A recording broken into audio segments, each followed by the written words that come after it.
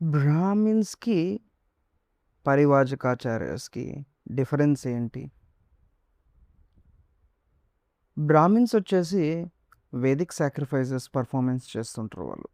అంటే ఈ యజ్ఞ హోమాలు కావచ్చు, పూజలనేసి రిచువల్స్ ఇలాంటివి చేస్తుంటారు. ప్రీచర్స్ వచ్చేసి వీళ్ళు ఈ యొక్క వేద సారాన్ని జనాలకి పంచిపెట్టడంలో గానీ, ప్రీచింగ్ చేయడంలో గానీ వీళ్ళు ఎక్స్‌పర్ట్స్ అనమాట. ఈ వీళ్ళిద్దరి సర్వీసెస్ డిఫరెంట్ సేవలు. కాకపోతే వీళ్ళ అల్టిమేట్ గోల్ ఒకటే. ఎలా భక్తిని జనాలకి తీసుకెళ్ళాలనేది. భగవత్ సేవ అనేది ఒకటే సేమ్. సో, ఈ యొక్క బ్రాహ్మిన్స్ వీళ్ళెలా ట్రైన్ అవుతారు అంటే, ఈ వేదిక్ రిచువల్స్ కావచ్చు, పూజ పునస్కారాలనేసి సాక్రిఫైసెస్, ఈ వేద మంత్రాలని ఎలా ప్రిసైజ్‌గా చాంట్ చేయాలి. పర్ఫెక్ట్ యాక్సెంట్ తోటి ఒక మీటర్ ఉంటుందనమాట. కొన్ని ఇన్నిన్ని వర్డ్స్ ఉంటే ఒక ఒక చంద, మీటర్ అని డిఫరెంట్‌గా ఉంటాయి. రిథమ్ ఉంటుంది. కరెక్ట్‌గా ఎలా ప్రొనౌన్స్ చేయాలని వీళ్ళు దీంట్లో ట్రైనింగ్ అయిపోయి ప్రాక్టీస్ తీసుకొని ఉంటారనమాట. దీనికి చాలా ట్రైనింగ్ అండ్ ప్రాక్టీస్ అవసరం. లేకపోతే దీనికి వీళ్ళు ఇది అచీవ్ చేయలేరనమాట. ఆ పర్ఫెక్ట్ ప్రొనౌన్సియేషన్ అనేది రాదనమాట. ఏవం వేద యోపమాయతనాం వేద ఆయతవాం భవతి ఇలా అనమాట. సో, ఇలాంటివి వాళ్ళు చేస్తుంటారు. సో, ఇంకో పక్క ప్రీచర్స్, పరివ్రాజకాచార్యస్ వాళ్ళ యొక్క మెయిన్ రెస్పాన్సిబిలిటీ ఏంటి అంటే, ఎలా మనం ఈ యొక్క స్పిరిచువల్ నాలెడ్జ్‌ని అందరికీ పంచిపెట్టాలి, ఎలా ప్రీచింగ్ చేయాలి, వాళ్ళకి ఎలా నేర్పించాలి.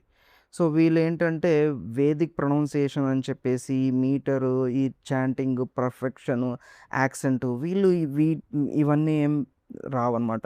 వీళ్ళెక్కువ ట్రావెల్ చేస్తూ ఉంటారు. బుక్స్ ఇస్తూ ఉంటారనమాట. ఇచ్చి ఎలా వీళ్ళకి నాలెడ్జ్‌ని ఎలాగా ప్రీచింగ్ చేసేసి, వాళ్ళు అండర్‌స్టాండ్ చేసుకొని వీళ్ళు రియల్ లైఫ్‌లో ఎలా అప్లై చేయాలి అనేసి ఇలాంటి వాటికి ఎక్కువ ప్రీచింగ్ ఉంటదనమాట. వీళ్ళ వే ఆఫ్ ప్రీచింగ్ ఇలా ఉంటుంది డిఫరెంట్‌గా.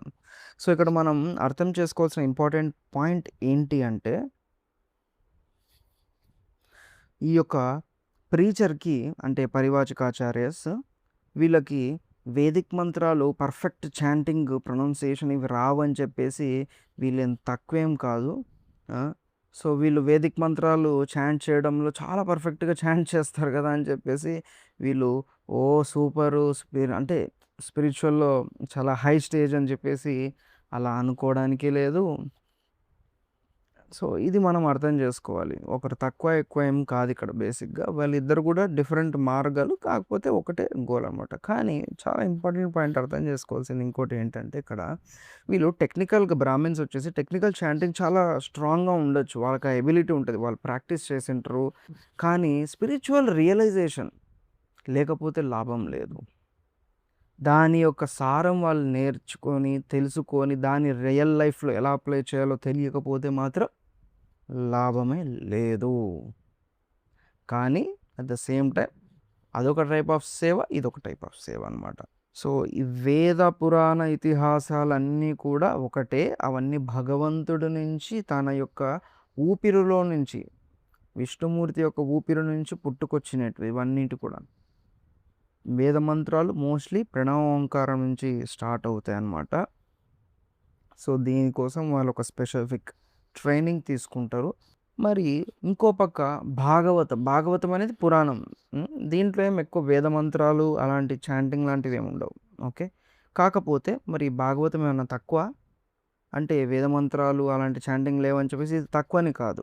అసలు వేదాల యొక్క మొత్తానికి సారం ఏది అంటే అది శ్రీమద్ భాగవతం. ఒక అరటిపండు గల దాంట్లో ఒక పండు బాగా రైపెండ్ అయిందనుకోండి, బాగా మంచిగా పండయిందనుకోండి ఎంత తియ్యగా ఉంటుంది. అలాగా ఈ యొక్క వేదాలన్నిటికి ఒక ఆహ్, స్ సారం అంటే మంచి పండులాగా తియ్యగా ఉండేది దాని యొక్క ఇదంటే అది ఏది అంటే శ్రీమద్ భాగవతం అనమాట. వేదవ్యాసుడు ఫస్ట్ అన్ని వేదాలని రాసినప్పుడు తనకి సంతృప్తి చెందకపోతే నారదముని వచ్చేసి చెప్తారనమాట. ఈ విధంగా నీవు కృష్ణుడిని హైలైట్ చేసి ఏం మాట్లాడట్లేదు. నువ్వు అలా మ మ ఏదైనా రాసింటే అప్పుడు నీకు సంతృప్తి వస్తది అని చెప్తాడనమాట. అందుకని చెప్పేసి అప్పుడు వేదవ్యాసుడు శ్రీమద్ భాగవతం రాస్తాడు. ఈ శ్రీమద్ భాగవతం ఏంటంటే ఒక లీటర్ పాలను బాగా మరిగిస్తే ఒక క్రీమ్ లాగా వస్తది కదా! అలాగనమాట. ఈ వేదాలన్నిటిని పైన క్రీమ్ లాగా అనమాట శ్రీమద్ భాగవతం అనేది. సో, అది పరివాచకాస్ ఎక్కువ దీన్ని ప్రీచింగ్ చేస్తూ ఉంటారనమాట. ఫర్ ఎగ్జాంపుల్ 'సుఖదేవ్ గోస్వామి' ఉన్నారు. 'సుఖదేవ్ గోస్వామి' చాలా ఎక్స్‌పర్ట్, సెల్ఫ్ రియలైజ్డ్, భక్తిలో చాలా ఎక్స్‌పర్ట్ ఆయన. ఆయన చాలా డీప్‌లీ భాగవతం గురించి తెలుసు. కానీ ఆయన పరీక్షిత్ మహారాజ్‌కి కూడా భాగవతంని చెప్పారు. కానీ అంటే వాళ్ళు ఎంత ఎక్స్‌పర్ట్, ఎంత లిబరేటెడ్ అయి ఉన్నా కూడా వాళ్ళు భాగవతంకి అంత అటాచ్‌మెంట్ ఉంది చూడండి వాళ్ళకి. అంటే భాగవతం అనేది ఎంత ఇంపార్టెంట్ అసలకి. సూత గోస్వామి కూడా అంతే. ఆయన సుఖదేవ్ గోస్వామిని ఫాలో అవుతూ ఉంటారనమాట. సూత గోస్వామికేమి పర్ఫెక్ట్ చాంటింగు ఇలాంటివి ఏం రావు. బట్ భాగవతంలో ఆయన ఎక్స్‌పర్ట్. వినడంలో కానీ, అర్థం చేసుకొని, అండర్‌స్టాండ్ చేసుకొని దాన్ని లైఫ్‌లో అప్లై చేయడం. సో, భాగవతం అనేది చాలా ప్రాక్టీస్ చేసుకోవడం, మంత్రోచ్చారణ చేయడం అనేది ఒక రకంగా ఇంపార్టెంట్ అనుకుంటే, దానిని మనం రియలైజ్ చేసుకొని మన లైఫ్‌లో అప్లై చేయడము, దాన్ని అండర్‌స్టాండ్ చేసుకోవడం ఇంతే ఇంపార్టెంట్. ఫర్ ఎగ్జాంపుల్ స్కూల్‌లో ఇద్దరు పిల్లలుంటారు. ఒకడేమో బాగా నేర్చుకుంటాడు, బట్టి కొడుతుంటాడనమాట. బై హార్ట్ చేస్తుంటాడు. ఈజ్, వాజ్‌లతో సహా, ఫుల్ స్టాప్, కామాతో సహా ఎలా టీచర్ చెప్తే అలాగే చెప్తాడు. కానీ దాన్ని ఎక్స్‌ప్లెయిన్ చేయి సొంతంగా ఏమర్థమైందంటే ఏం చెప్పలేడనమాట. ఇంకొకడొచ్చేసి అర్థం చేసుకుంటాడు. రేపొద్దున సొంతంగా రాయగలుగుతాడనమాట. ఎవడికైతే అర్థం చేసుకుంటాడో వాడేం బట్టి కొట్టాల్సిన అవసరం లేదు. వాడికి ఇంగ్లీష్ వస్తది. పోయి సొంతంగా రాసేస్తాడనమాట.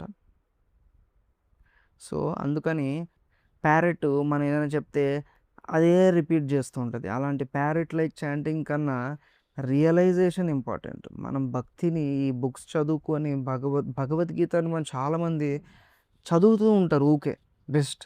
కానీ అది అని అర్థం చదవడం వల్ల మంచిదే. కానీ దాన్ని చదివి, దాన్ని అర్థం చేసుకొని మన లైఫ్‌లో ఎలా అప్లై చేసుకోవాలి, దాన్ని రియలైజ్ అవ్వడం అనేది హయ్యర్ స్టేజ్ అనమాట. అది చాలా ఇంపార్టెంట్ ఇక్కడ మనం.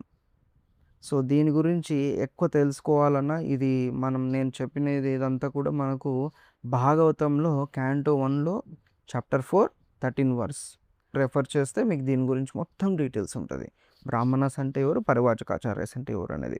Canto 1 Srimad Bhagavatam canto 1 chapter 4 text 13. తత్సర్వం న సమాచక్ష్వ పృష్టో యద్ ఇహ కించన మన్యే త్వాం విషయే వాచం స్నాతం అన్యత్ర ఛాందసాద్. Thank you. హరే కృష్ణ.